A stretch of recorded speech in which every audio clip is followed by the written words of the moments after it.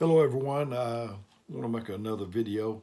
The other day, the last video I made, I said something about this video that I was going to try to make one about sponsoring. So I'm going to try to do the best I can on that. I'm going to be in John. I'm going to read, first of all, 1 through 8. John 1, 1 through 8 in the King James Version of the Bible. And it says, "In the beginning was the Word, and the Word was with God, and the Word was God. And the same was in the beginning with God. All things were made by him, and without him was not anything made that was made. In him was life, and the life was in the light of men, was the light of men. And the light shineth in darkness, and the darkness comprehended it not. There was a man sent from God whose name was John. The same came for a witness, to bear witness of the light, that all men through him might believe. He was not the light, but he was sent to bear witness of the light." I heard another man, and he did a sermon about the witness, and I'm gonna try to slant mine towards the sponsor. I don't want to copy the man, but he had some good ideas, and I may refer to him. Anything that I say, if you want to use them, you don't even have to call me, ask me, or anything like that. So then I'm going to go to John 1, 27 through 29.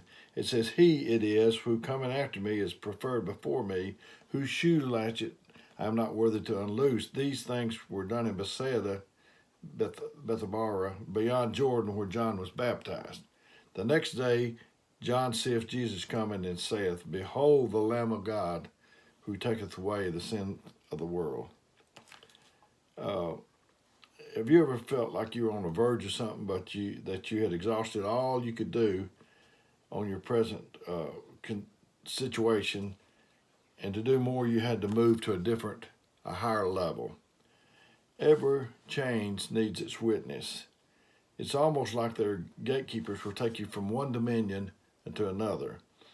Uh, you know, I've needed a witness, a sponsor, if you will, a sponsor on trying to get a job before. I had a little inside pool. I had somebody sponsor me at that place. Not many times, but most of the time, my sponsor was the Lord. There was a sister at our church. She wanted to, she would come up for an award, and she had to have somebody to fill out a reference letter or whatever.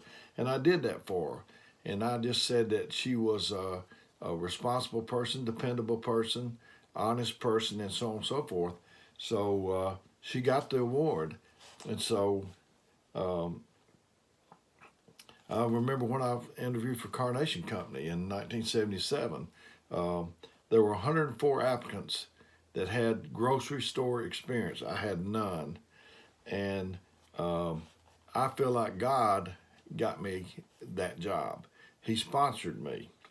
And you need a sponsor sometimes. When I was in Key West, Florida, I was in the Army, and I was in a holding company. And finally, about a month or 6 weeks, whatever it was, I came down on orders for Key West, Florida, and I saw a sergeant walking across the way, and he saw my name tag, and he says, "Aren't you the one that's going to Key West?" And I said, "Yeah." And he said, "Who do you know in this man's army that could get you over there like that?"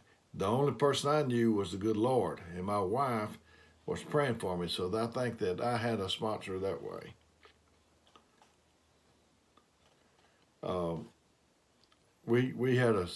I told our church a long time ago, I said, if you're doing good in church, look at somebody that's not doing good and sponsor them. When you hit your knees in prayer, when you go about your day, you ask the Lord to help that person. And when he does, not only are they going to get help, but you're going to get help too.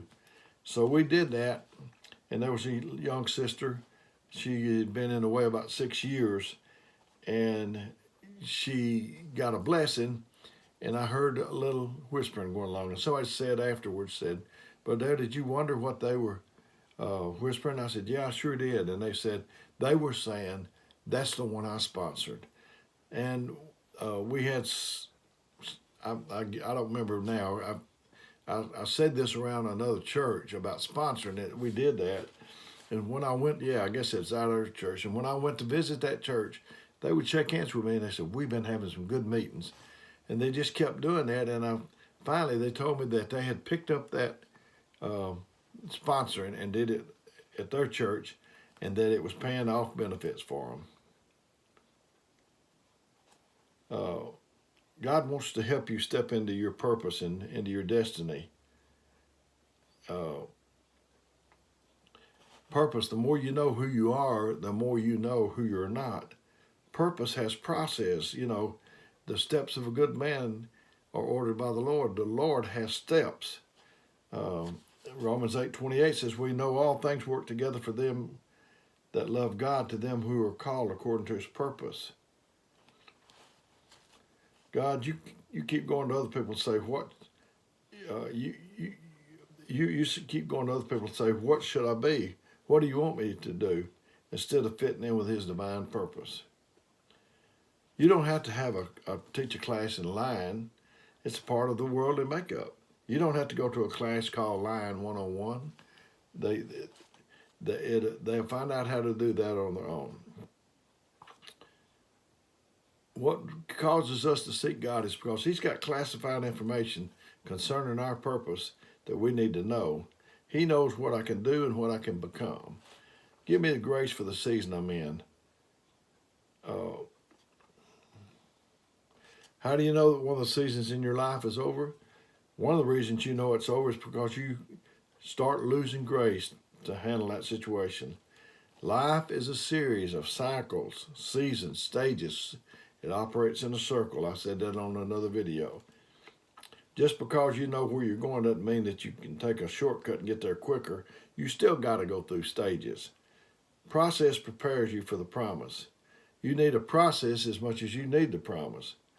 It's nothing like failure to humble you so that God can use you. A lot of things don't make it to you, the book that you write. You wouldn't want to put them in a book. Joseph was in prison, but he was still prospering while he was in prison. What stage are you in? Joseph would never got out of prison if it hadn't been for the butler and the baker who told about the gift he had. These sponsors, they take you from one, just like they did Joseph. They take you from one season to another into places you couldn't go by yourself. You need other people. That means my resources must come through my relationships.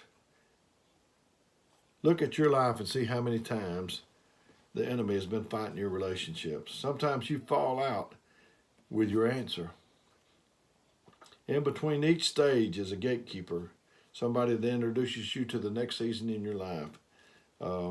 Every level has a new devil.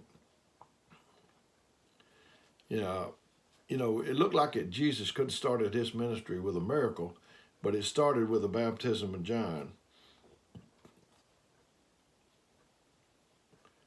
When he said, behold, the Lamb of God who taketh away the sins of the world.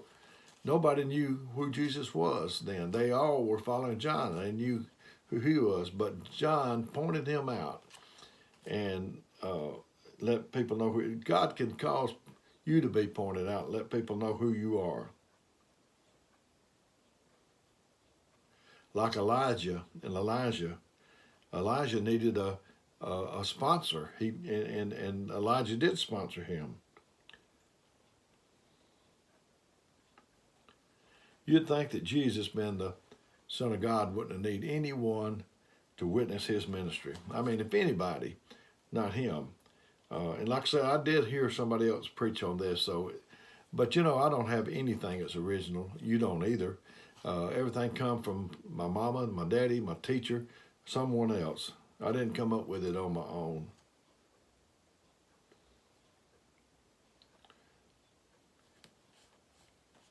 There's a process for promotion that requires that you need a sponsor. Don't let restlessness be your witness. If Jesus needed a sponsor or witness, every other person needs one too. You need somebody to point you out. Jesus was just a face in the crowd. Nobody knew who he was. They weren't trying to follow Jesus. They was following John.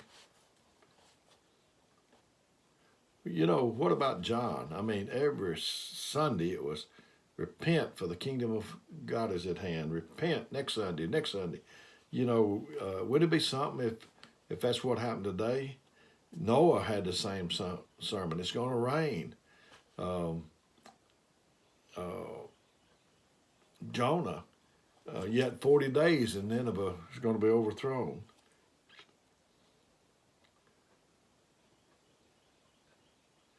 You need to relieve yourself of the responsibility to try to be like other people.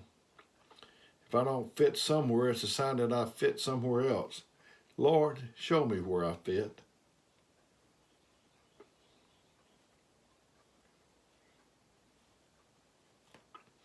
Isaiah 58:10 says, if thou draw out thy soul to the hungry and satisfy the afflicted soul, then shall thy light rise in obscurity, and thy darkness will be as the noonday. Jesus come from the background to the forefront in just a flash, just by him, just by John witnessing who he was. When John pronounced who he was, Jesus went from the background to the forefront. He walked out of obscurity to notoriety in a flash.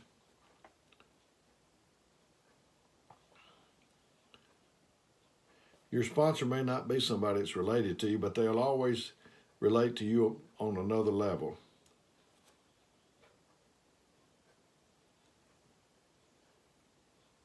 You need friends. You need relationships. So always friend up. That person, you don't even know who's going to be the one that's going to help you. John said, I'm not that light. You have to come to grips that you're not the light. Your role in history is not to be the light. You're just one that illuminates that light. You'll never understand what you're supposed to do till you fully understand what you're not supposed to do, and then the doors will start opening up. Life is a journey, and we're evolving. It is a process. So I just wanted to let you know that, talk to you a little bit about sponsors. We do it at our church. You ought to try it sometime. Find somebody that needs you, that's that you're not as at the level you're at, and see if you can help them and pull them up. I enjoyed getting this video to you today, and I ask that the Lord will bless you till next time.